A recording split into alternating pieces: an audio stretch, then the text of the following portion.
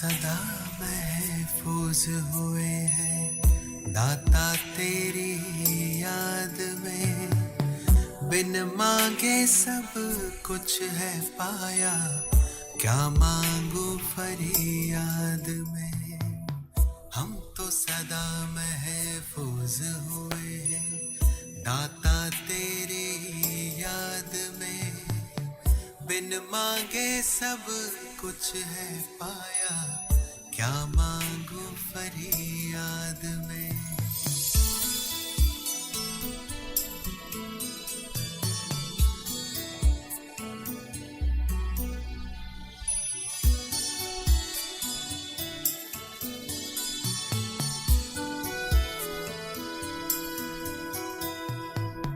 तू ही समझता दिल को हमारे, करता मेरी हिफाजत है। तुझ पर ही तो हक है सारे, तू ही मेरी ताकत है। तू ही समझता दिल को हमारे, करता मेरी हिफाजत है। तुझ पर ही तो हक है सारे, तू ही मेरी ताकत है। तू ही सबसे पहले दिल में, बाकी सब है बाद में। हम तो सदा महफूज हुए हैं भगवन तेरी याद में। तू ही सबसे पहले दिल में, बाकी सब है बाद में। हम तो सदा महफूज हुए हैं भगवन तेरी याद में।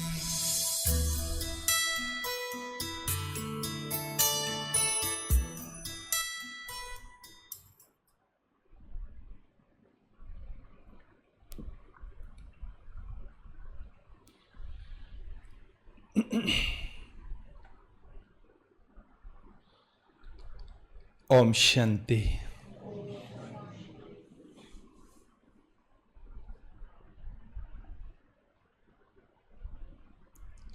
मैं समझता हूँ काफ़ी लंबे समय के बाद हम सभी एक साथ एकत्रित हुए हैं। विशेष हमारे राजयोगी ब्रह्मा कुमार आनंद भाई मोरपरिया जी, जिनका चित्र यहाँ सामने रखा हुआ है, उन्हें आज 13वीं के दिन श्रद्धा सुमन अर्पित करने एवं प्रैक्टिकल राजयोगी लाइफ की कुछ विशेषताएं शेयर करने के लिए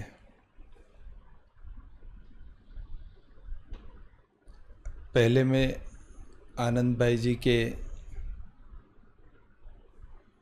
जीवन वृत्तांत को संक्षिप्त में बता देता हूं ताकि आपको बैकग्राउंड पता रहे, और फिर योगी लाइफ की विशेषता के बारे में चर्चा करेंगे। आप मूल रूप से गुजरात में कच्छ जो एरिया है, जामनगर से थोड़ा दूर कोई गांव का नाम है, मुझे याद नहीं है, वैसे वहाँ से आपका परिवार बिलोंग करता, लेकिन वहाँ मुंबई में आप शिफ्ट हो गए। मतलब आपके पिताजी और वो सब मुंबई में रहते थे, आप भाटिया परिवार से ऐसे, तो मुंबई में रहते थे। आपके 3 भाई और बहनें और भरा पूरा परिवार, और एजुकेटेड परिवार, मुंबई में रहते थे तो अच्छी एजुकेशन थी। खुद आप चार्टर्ड अकाउंटेंट, पहले बॉटनी में ग्रेजुएशन किया, फिर सीए का कोर्स किया और सीए बने। और मुंबई में जो कालबा देवी है उस एरिया में आप रहते थे। आपके एक बड़े भाई क्रिकेट मैच के एम्पायर भी हुआ करते थे। वो बताते थे कि एक हमारे भाई एम्पायर थे और बहुत सरल स्वभाव के थे। उसी अपार्टमेंट में एक और भाटिया परिवार रहते थे। उनके यहाँ आशा नाम की जो एक कन्या थी, उनके साथ आपकी शादी हुई। दोनों फिजिकली भी हाइट जो है कम ही थी दोनों की, जैसे नेचुरल जोड़ी बनाई हुई हो ऐसी लगती थी। फिर 1956 में, उससे पहले 54-55 में आप में से कई रमेश भाई जी को जानते होंगे, जो इस अपने वर्ल्ड रिन्यूअल स्पिरिचुअल ट्रस्ट के मैनेजिंग ट्रस्टी थे और अपनी संस्था के मुख्य आधार स्तंभ भाइयों में से एक थे। तो वो और आप साथ में सीए करना शुरू किया था। सीए स्टूडेंट लाइफ में दोनों साथ में थे। उसी दौरान वो दादा पांडुरंग शास्त्री जी अठवाले, तो उनके वहाँ सत्संग में जाते थे। रमेश भाई भी जाते थे और उनके साथ आप भी जाते थे। आप रमेश भाई को अच्छी तरह साथी के रूप में फॉलो करते थे और वो उस समय तो वो उनका सत्संग का ग्रुप भी छोटा था, तो स्वयं शास्त्री जी के बहुत नज़दीक थे रमेश भाई और आप। उस समय इस संस्था के साकार संस्थापक प्रजापिता ब्रह्मा बाबा वो माउंट आबू से विशेष सर्दियों के दिनों में मुंबई जाया करते थे, मुंबई में रहते थे। और एक आध बार कुछ हेल्थ संबंधी भी कुछ बात थी तो मुंबई में गए थे, वहाँ ट्रीटमेंट करवाया था। तो वहाँ रमेश भाई जी की माता जी शांता बहन वो बाबा के संपर्क में आई, सत्संग सुनने जाती थी और रमेश भाई उन्हें कार से छोड़ने जाते थे और लेने जाते थे। तो छोड़ते लेते समय बाबा से जस्ट मुलाकात होती थी, 2 शब्द बाबा बोलते थे, रमेश भाई भी उनको रिस्पेक्ट देते थे। पर धीरे धीरे बाबा का गाढ़ परिचय हुआ और रमेश भाई ने फिर राजयोग का कोर्स किया और 1961 में 61-62 में जैसे एक पक्के बीके के रूप में उन्होंने सब सत्संग शुरू कर दिया। तो आनंद भाई जी ने भी, आशा बहन इनकी युगल और इन्होंने भी कोर्स किया और ये भी रेगुलर गामदेवी में क्लास करने लगे, मुंबई गामदेवी में। तब थोड़ा परिवार की ओर से विरोध हुआ। तो जब परिवार से विरोध हुआ तो ये दोनों जने पूना चले गए थोड़े दिनों के लिए। आपने दादी जानकी जी का नाम सुना होगा, जो इस संस्था की पूर्व मुख्य प्रशासिका और 104 वर्ष की आयु में आपने देह त्याग किया था अभी 1 साल पहले, 1.5-2 साल पहले। तो वो उस समय पूना में सेवारत थी जानकी दादी जी। छोटा सा एक कमरा और किचन, ऐसे छोटा सा स्थान था जहाँ वो सेवाएं करती थी। तो ये दोनों आनंद भाई और आशा बहन वहाँ गए, पूना गए और दादी जानकी जी इनको भोजन बना के खिलाती थी और दादी जानकी जी की उन्होंने वहाँ पालना ली। उसके बाद फिर थोड़ा सामान्य हुआ तो फिर मुंबई आए। आप एक कंपनी में जॉब करते थे। फिर रमेश भाई के साथ आपने सेवाएं शुरू की। अपना जो ट्रस्ट है वर्ल्ड रिन्यूअल स्पिरिचुअल ट्रस्ट, वो 1969 में रजिस्टर्ड हुआ था मुंबई में। ये बिल्डिंग अपनी उसी ट्रस्ट में आती है, वर्ल्ड रिन्यूअल स्पिरिचुअल ट्रस्ट में। तो जो वहाँ पर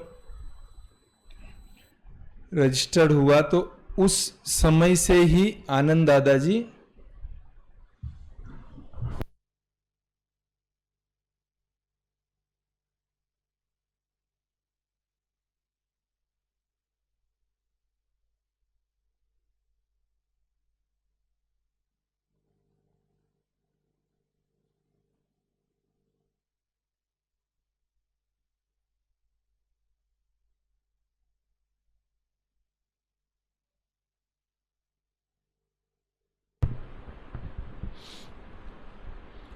उन्होंने सेवाएं शुरू की संस्था में, और ऑनररी ऑडिटर की, जिसमें फीस चार्ज नहीं करते, ऑनररी ऑडिटर के रूप में सेवाएं शुरू की। उसके बाद अपनी कई संस्थाएं बनती गई, टोटल 8 संस्थाएं हैं अभी। सभी संस्था में वो ऑडिटर के रूप में सेवाएं देते गए। पहले मुंबई से सेवा करते थे, फिर मुंबई के बाद थोड़े समय के लिए जैसे आबू में महीना, 2 महीना, 4 महीना आबू में आके रह के सेवाएं करना, फिर इंडिया में सेंटर्स पर ऑडिट करने के लिए जाना, तो वो इंडिया में सभी जगह जाकर ऑडिट करते थे। तो इस प्रकार से उन्होंने सेवाएं शुरू की। 2007 जनवरी में आपकी युगल आशाबेन ने देह त्याग किया, और उसके बाद दादी जी की श्रीमत अनुसार, आज्ञा अनुसार आप फुल टाइम के लिए आबू में शिफ्ट हो गए। मैं 1993 में मैं ज्ञान में आया, और 1997 से मैं आबू में ऑडिट की सेवा के लिए जाना शुरू किया। और जब से मैं 1997 में आबू सेवा में जाता था, तो दादाजी से, क्योंकि दादाजी ऑडिटर थे, तो इन्हीं के साथ में बैठकर सेवाएं करना, तो इनके घनिष्ठ परिचय में मैं आता गया। और शुरू से ही मेरा और इनका अच्छा बॉन्डिंग, एक इंटरनल समझ हमारी बनती गई। और उसका कारण शायद ये भी था कि ये मुझे बहुत रिस्पेक्ट करते थे, मुझे बहुत स्नेह देते थे, इसलिए भी हमारी बॉन्डिंग अच्छी होती गई। 2007 में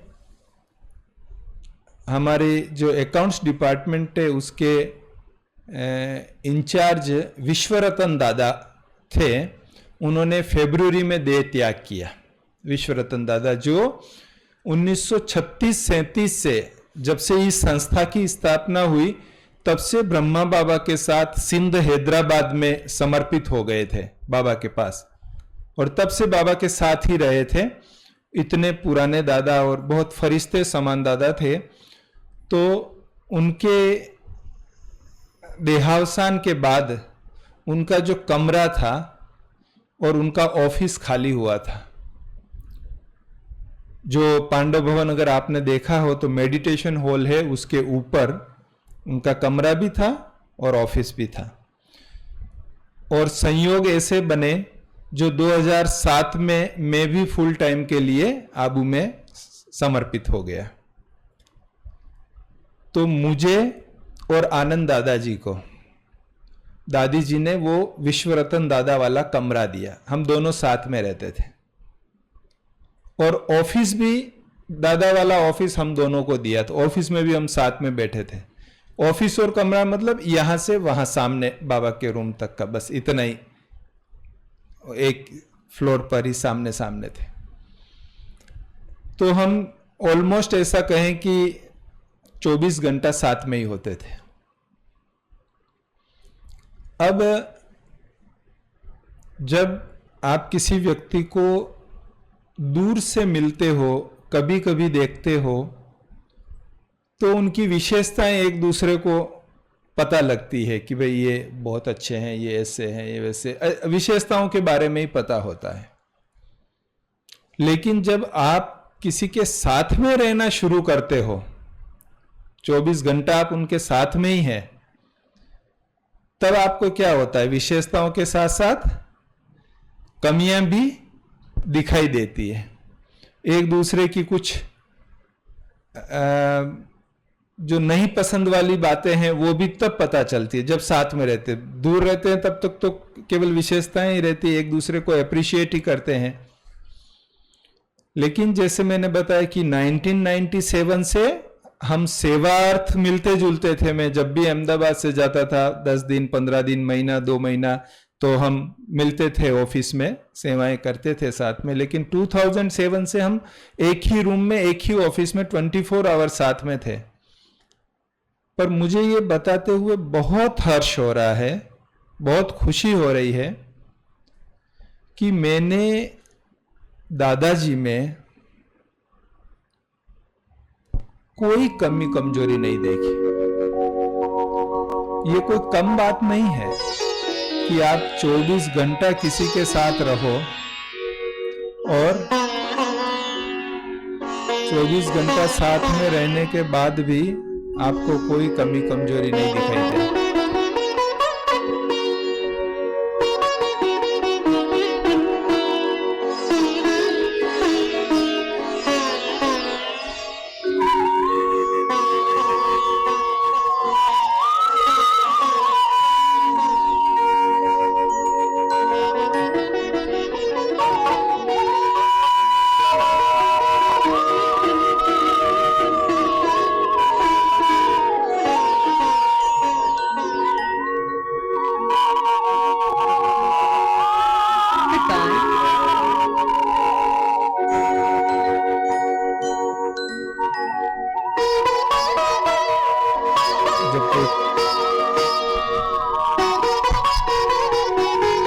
खुशी की बात होती है ना, तो नगाड़े अपने आप बजने लगते हैं।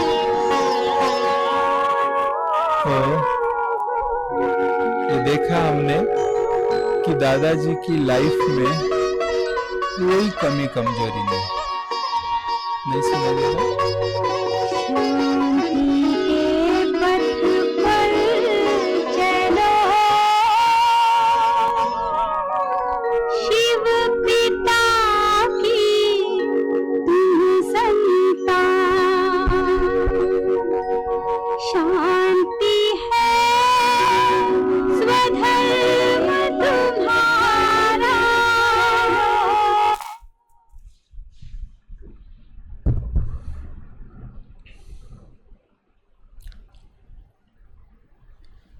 सवेरे अमृत वेले से लेके रात्रि तक, अभी बहन जी दिनचर्या की बात कर रहे थे, आपको दिनचर्या के रूप में बता रहे थे।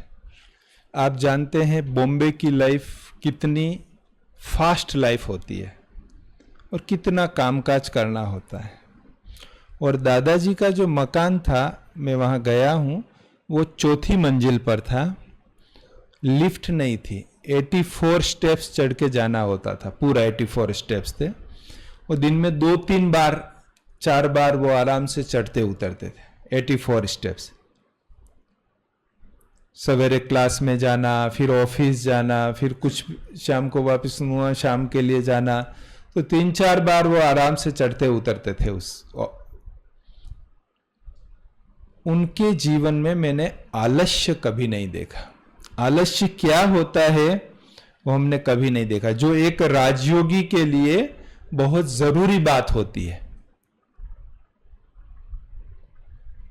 सवेरे से लेके रात तक उनकी जो दिनचर्या फिक्स होती थी, उस समय पे एक्यूरेटली वो कार्य करते थे, एक्यूरेटली वो कार्य करते थे। इतनी बजे ये करना है, उतनी बजे वो करना है, उतना वो फिक्स था उनका। और अमृत वेला भी वो अभी पिछले कुछ 1-2 साल से तो 2:30 बजे उठ जाते थे।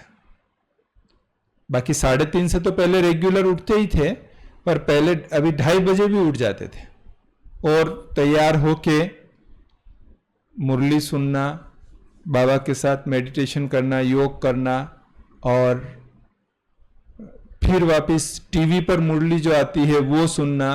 मतलब सवेरे 8 बजे तक में तो 4 बार उनका मुरली का वांचन हो जाता था। 8 बजे तक में 4 बार मुरली वांचन हो जाता था।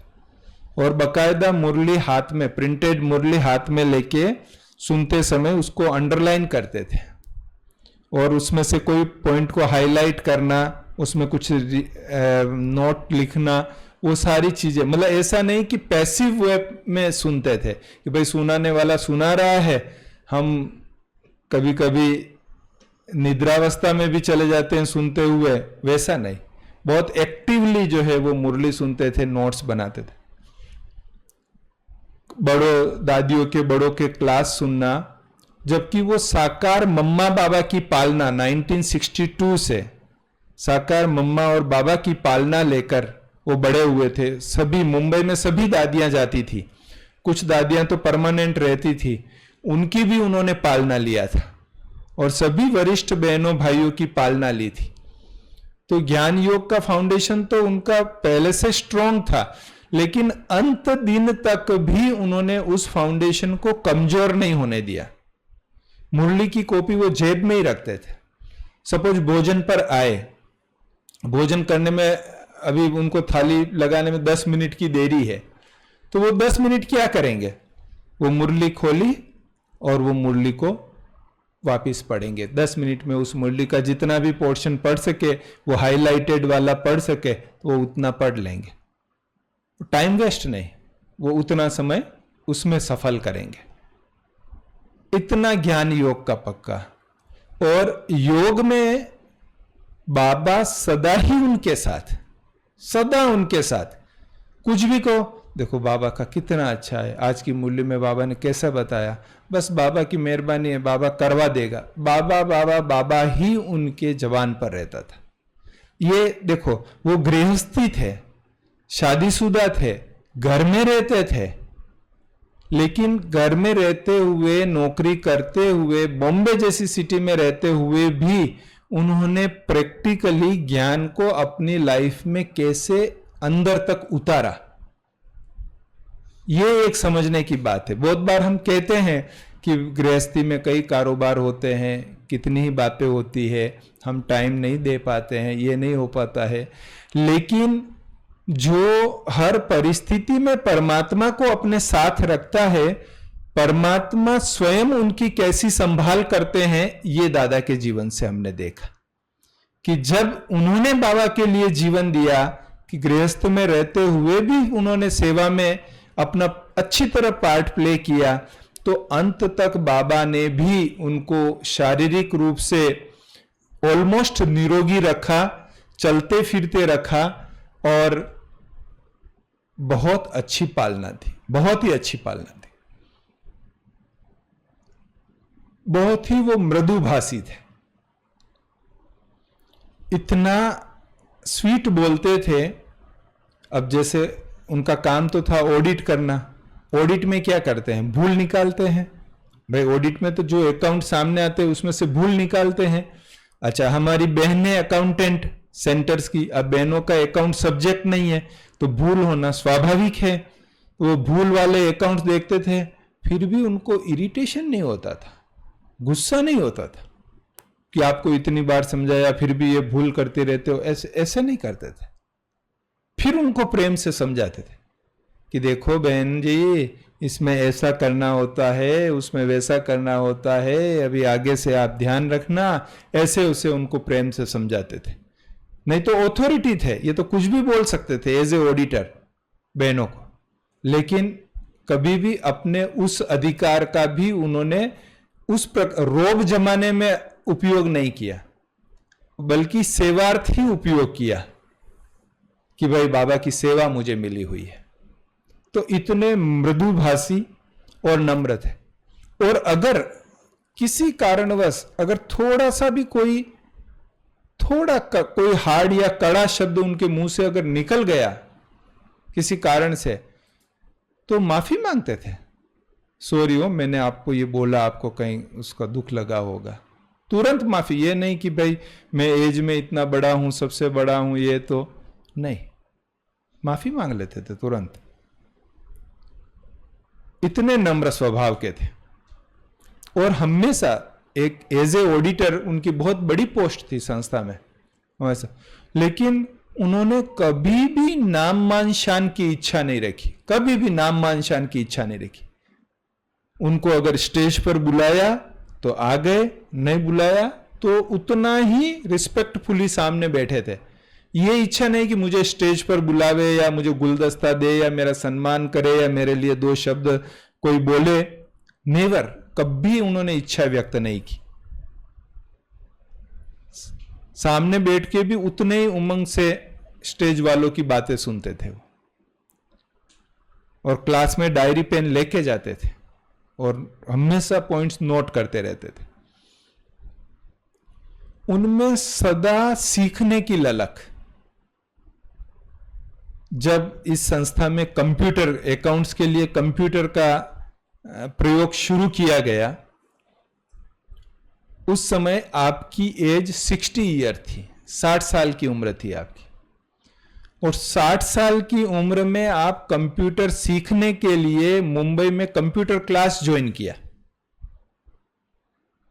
और कंप्यूटर क्लास में जाके कंप्यूटर मतलब सीखा वहां जाने के बाद, और फिर ऑफिस में कंप्यूटर का यूज शुरू किया अकाउंट्स के लिए, बैलेंस शीट बनाने के लिए।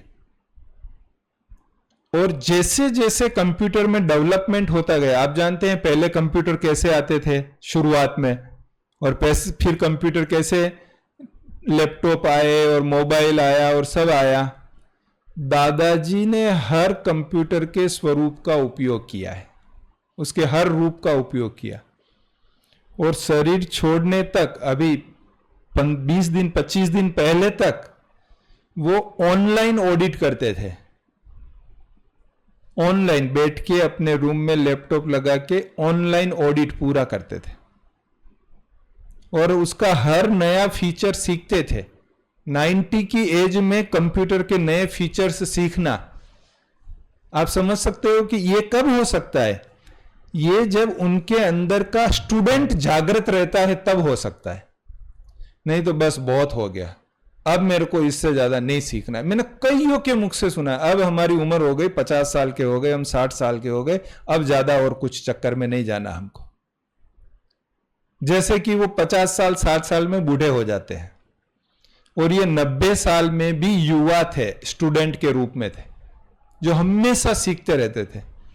व्हाट्सएप में, और हम ऑफिस में टेलीग्राम यूज करते हैं, वहाँ अकाउंट्स और डिपार्टमेंट में सब जगह हम टेलीग्राम यूज करते हैं।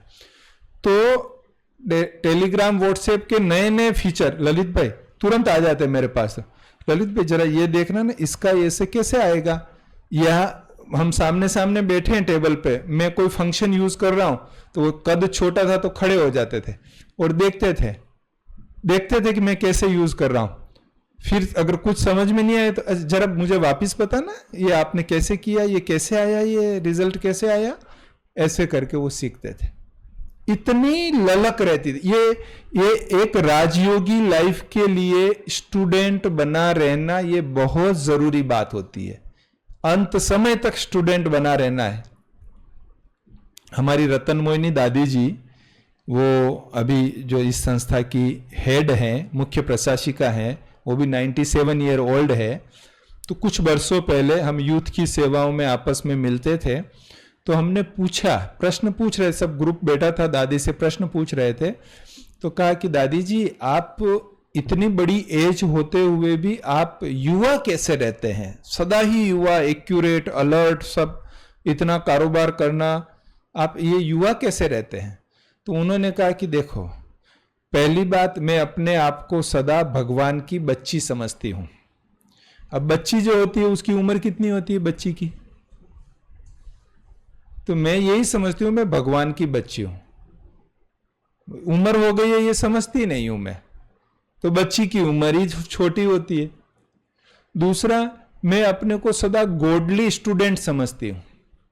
और स्टूडेंट की एज क्या होती है, वही 18, 20, 22 साल, 15 साल, 17 साल। तो बस कि मैं अपने को सदा स्टूडेंट समझती हूं, सदा ही स्टूडेंट लाइफ, सीखने का, बस स्टूडेंट मतलब सीखने का, कुछ सीखना, पढ़ना सीखना, ये स्टूडेंट।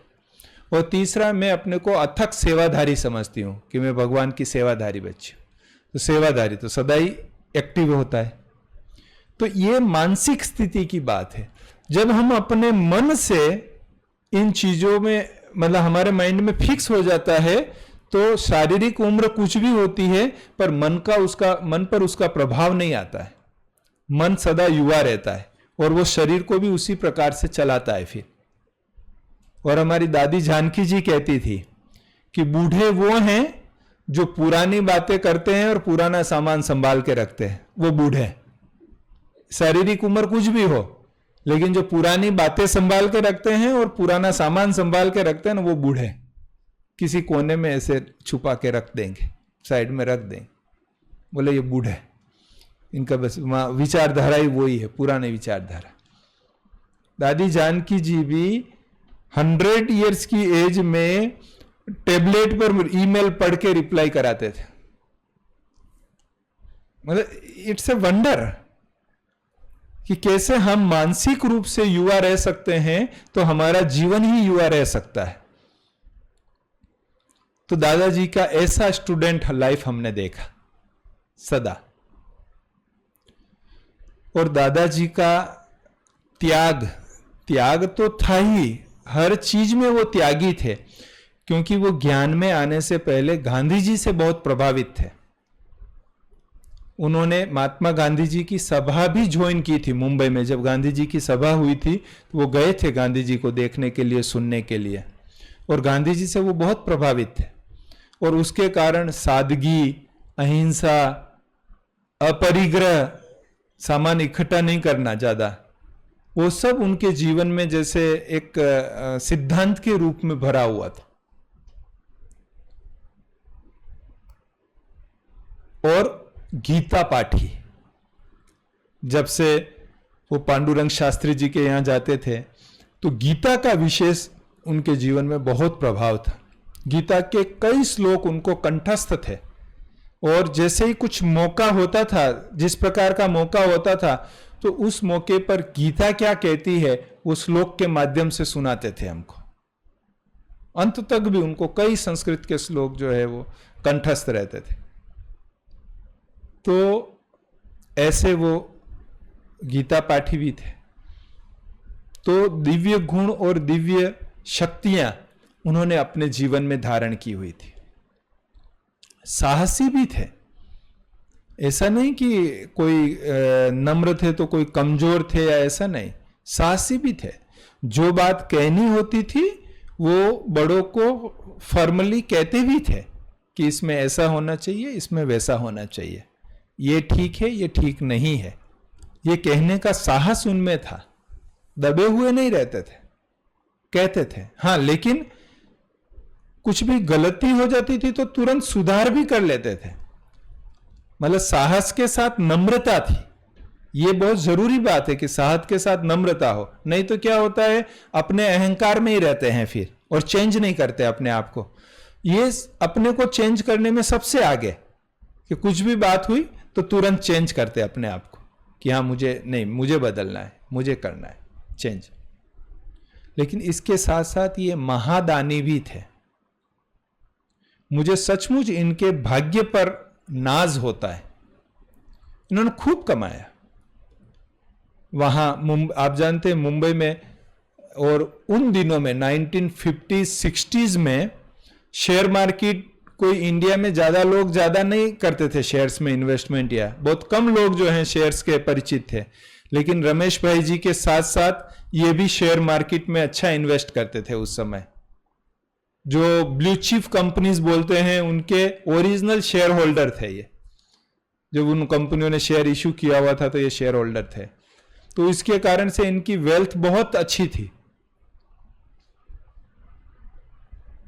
बहुत धन संपत्ति होते होते समय प्रति समय इनको जैसे टचिंग होती रहती थी बाबा, क्योंकि बाबा की याद में रहते थे ना, तो टचिंग होती थी, तो ये सफल करते रहते थे, किसी न किसी रूप से सफल किया बस कि मेरा सफल हो जावे। एक आबू में इन्होंने फ्लैट लिया था, कुछ वर्षों पहले फ्लैट ले लिया था, कुछ उस समय कुछ बात हुई होगी, किसी ने एडवाइस दिया था तो फ्लैट ले लिया था। फिर जब 2007 से हम अंदर वो एक ही रूम में हमने रहना शुरू किया, और जैसे वो फुल टाइम वहाँ आबू में समर्पित हो गए, तो फिर मुझे कहा ललित भाई अभी तो मुझे संस्था ने एक बेड दे दिया है अंदर रहने को, एक कमरा भी नहीं, क्योंकि कमरा भी आधा मैं शेयर करता था, एक बेड था, तो एक बेड मुझे दे दिया है संस्था ने रहने के लिए, तो अभी मुझे वो फ्लैट रखने की क्या जरूरत है, तो अपन बेच देते हैं। वो फ्लैट बेच के उसका जो भी पैसा आया पूरे की पूरी पैसा दादी जी के हाथ में जाके दे दिया कि ये दादी जी ये फ्लैट था, ये बेचा था, ये सहयोग करते। और इसके अलावा भी समय प्रति समय उनका सहयोग चलता रहता था और इतना परफेक्ट उनका एक्यूरेट टाइमली सहयोग होता था कि वो भी एक कमांडेबल था। बॉम्बे के एक सेंटर पे हर महीने उनको सहयोग करना होता था कि मुझे हर महीने ये सहयोग करना है, तो हर महीने 1 तारीख को उनको वो सहयोग पहुंच जाता था। वो चाहे आबू में होते थे तो भी पहुंचा देते थे, वो बॉम्बे में होते थे तो भी वहां जाके देना होता था। 1 तारीख मतलब 1 तारीख, वो सहयोग 1 तारीख को ही वहां पहुंचता था। अभी 8-10 महीने पहले जब यहां आए, कंस्ट्रक्शन का काम जोरों से चल रहा था और सेवाओं, यहाँ तो वो आते ही रहते थे, बहुत वर्षों से यहाँ आते रहते थे। इसे ही वो अब 2007 के बाद वो इसे ही धीरे धीरे अपना सेंटर समझने लगे थे, क्योंकि उनको किसी न किसी कारण से यहाँ आना होता था तो यहाँ रुकते भी थे और यहाँ का स्नेह प्यार जो है उनको भरपूर करता था, तो वो यहीं अपना सेंटर समझते थे। तो उन्होंने डिसाइड किया, 8-10 मास पहले की बात है, मुझे एग्जैक्टली महीना नहीं याद है, कि मुझे यहाँ इतना बड़ा कंस्ट्रक्शन का कारोबार चल रहा है, सितंबर से 1 साल हो गया, तो कि इतना बड़ा सेवा का कार्य चल रहा है, मतलब इतना बड़ा खर्चा है, इतना ये है, तो हर मंडे को 49,000, 48,000, 49,500, मतलब 50 से थोड़ा सा कम, 200-500 हज़ार रुपया कम 50,000 से, हर मंडे को चेक, हर एवरी मंडे फिक्स था। चाहे वो यहाँ थे या आबू में थे, आबू में होते थे तो संडे को मुझे चेक दे देते थे कि ललित भाई ये सहयोग का चेक आप भेज देना, तो हम आबू की बैंक ऑफ बड़ौदा में डिपॉजिट करा देते थे मंडे को, फिक्स। और वो कितना फिक्स उनका, मुझे तो कह के गए थे कि भाई जब तक उद्घाटन हो तब तक ये सहयोग मेरा चालू रहेगा।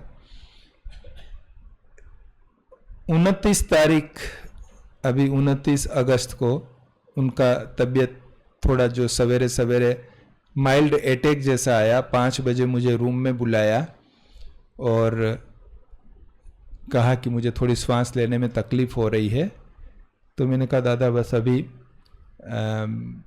8 बजे तक सभी डॉक्टर आ जाते हैं हॉस्पिटल में, तो अपन 8 बजे चलते हैं, क्लास के तुरंत बाद अपन हॉस्पिटल चलेंगे सब।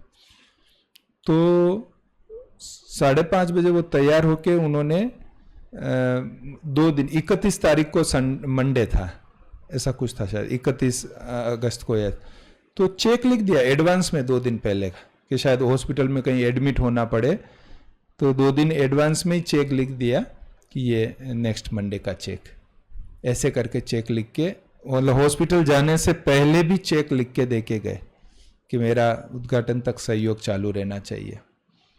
फिर जब एडमिट हुए तो वेंटिलेटर पर लेना पड़ा दूसरे ही दिन उनको, तो 1 तारीख स्टर्लिंग हॉस्पिटल में हम थे, तो सवेरे जब मैं मिलने गया, बहन जी और हम मिलने गए उनसे, तो 1 तारीख थी, तो मुझे तो 1 तारीख का इतना ख्याल नहीं आया, हम तो जैसे जाते हैं वैसे गए ही उनसे, हॉस्पिटल में मिले, तो मेरे को इशारा करने लगे ऐसे ऐसे ऐसे ऐसे, मैं कुछ समझा नहीं, मैंने कहा दादा कुछ समझ में नहीं आ रहा है, वो बोल तो सकते नहीं थे क्योंकि वेंटिलेटर मुंह में से डाला हुआ था, तो कहा मुझे लिखना है कुछ, तो उनको पेन और पैड ला के दिया, तो उन्होंने लिखा वो सेंटर का नाम और अमाउंट, मुझे याद आया, मैंने कहा हाँ हाँ दादा आप निश्चिंत रहो, 1 तारीख है, मैं वहाँ भिजवा दूंगा सहयोग का, मतलब वेंटिलेटर पर भी 1 तारीख मुझे वहां सहयोग मेरा पहुंचना चाहिए, और 1 तारीख को उनका सहयोग वो पहुंचाया वहां पे।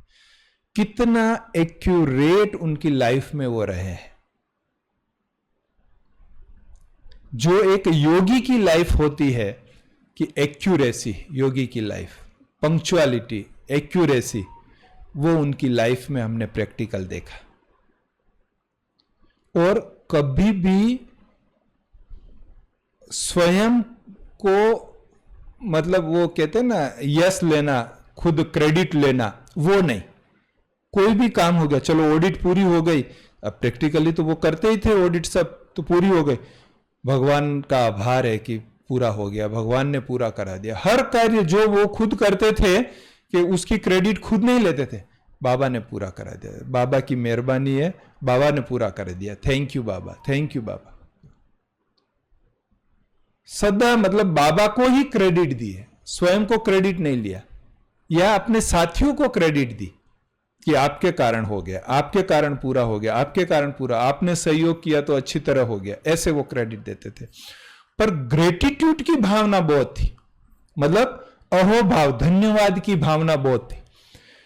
अंत तक भी वो अपने भाई को याद करते थे कि मेरे भाई ने मुझे सीए पढ़ाने के लिए, उस समय उनकी आर्थिक स्थिति ऐसी नहीं होगी कि घर में सब हाई एजुकेशन लेवे, तो कि मेरा भाई होशियार था, मेरे से बड़ा भाई, लेकिन मुझे सीए पढ़ाने के लिए खुद नौकरी शुरू कर दी और मुझे सीए कराया।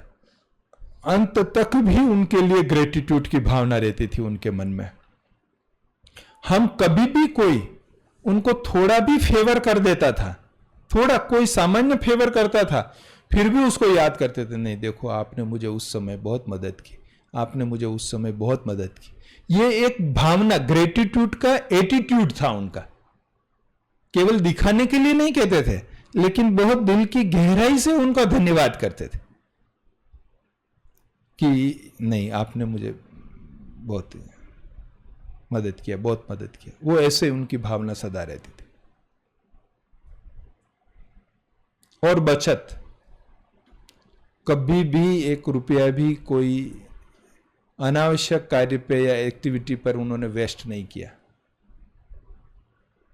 कोई कहा कि जितनी बचत करेंगे उतना बाबा के कार्य में सहयोग कर सकेंगे, तो सदा बचत की भावना रहती थी। समय की भी बचत करते थे, इधर उधर कहीं वेस्ट नहीं करते थे।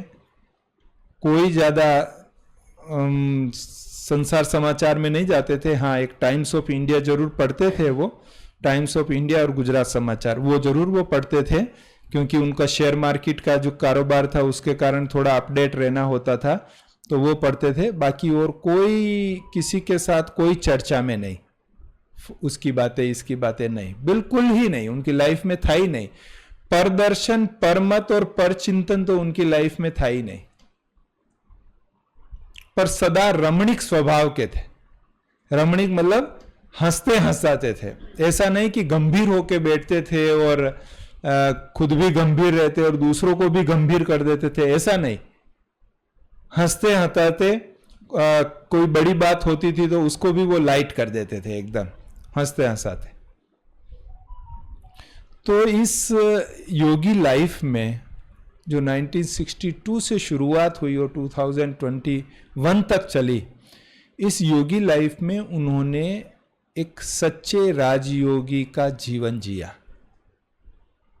सच्चे राजयोगी जो होता है, और बाबा जो हमको गुणमूर्त और शक्तियों से संपन्न बनाना चाहता है, वो गुणमूर्त और वो शक्तियां, वो प्रैक्टिकल मैंने उनकी लाइफ में देखी। और मैंने अकेले ने नहीं, जो भी उनके संपर्क में आया सबने उन्हें वो गुण और वो शक्तियां अनुभव की, कि कैसे वो गुणों से भरपूर, शक्तियों से भरपूर रहते थे।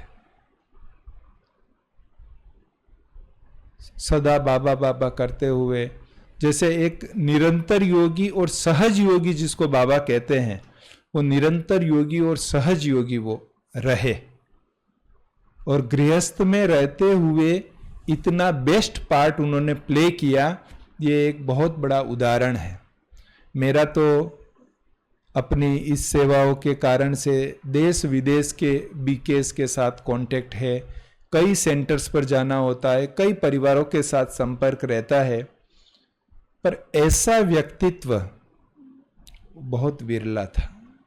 ऐसा व्यक्तित्व देखने को नहीं मिलता है कि जिसमें सर्व चीजें हों, सर्व गुण हो, ऐसा व्यक्तित्व देता। और मुझे अपने भाग्य पर नाज है, मुझे अपने आप की खुशी होती है कि ऐसी महान आत्मा के साथ, ऐसी पुण्य आत्मा के साथ, ऐसी देवात्मा के साथ मुझे महत्वपूर्ण 14 साल साथ में रहने को मिला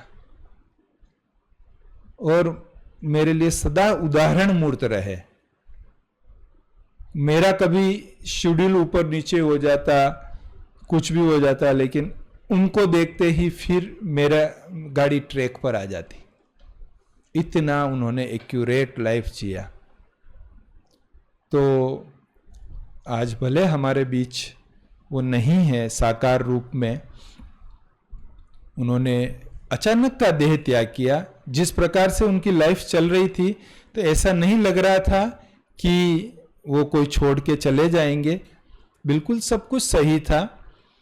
और हॉस्पिटल में जाने के बाद भी इम्प्रूवमेंट वापस हुआ था। यहाँ से जब आबू ले गए तो भी वेंटिलेटर से बाहर आ गए थे वहाँ भी, लेकिन फिर एकदम सीवियर अटैक आया और फिर वो आत्मा शरीर छोड़ के चली गई। लेकिन आपने जो मापदंड स्थापित किए हैं, जो इस योगी जीवन के स्टैंडर्ड्स आपने स्थापित किए हैं, वो सदा ही अनुकरणीय रहेंगे, उनके उदाहरण दिए जाएंगे और वो अनेकों को प्रेरित करते रहेंगे कि हाँ, भगवान इस धरा पर आकर इस विश्व परिवर्तन का कार्य कर रहा है, तो हम कैसे उसके राइट हैंड बने, कैसे उसके द्वारा सिखाए जा रहे इस योग को पूर्ण रीति से अपने जीवन में धारण करें और योगी लाइफ का सुख ले। ये योगी लाइफ है ना, इसका सुख, आनंद और खुशी महसूस होनी चाहिए, वो हमको महसूस हो। ये उनके जीवन से हमने सदा सीखा है और भविष्य में भी आपकी ये यादें अप्रत्यक्ष रूप से भी अनेकों को पुरुषार्थ कराती रहेंगी, संपूर्णता को प्राप्त कराती रहेगी। तो आज उनके 13वीं के दिन हम सब उन्हें श्रद्धा सुमन अर्पित करते हैं और यही हम संकल्प लेते हैं कि जैसी आपकी भावना थी कि सभी संपन्न बने, सभी संपूर्ण बने, तो वह उस भावना के अनुरूप हम सब भी पुरुषार्थ करेंगे और बाबा जैसा चाहता है, जो हमको देवी देवता बनाना चाहता है, जो हमको वर्तमान राजयोगी जीवन में श्रेष्ठ जीवन जीने के लिए रोज हमको शिक्षाएं दे रहा है, वैसा श्रेष्ठ जीवन हमारा बने, यही हम शुभ संकल्प करते हैं। ओम शांति।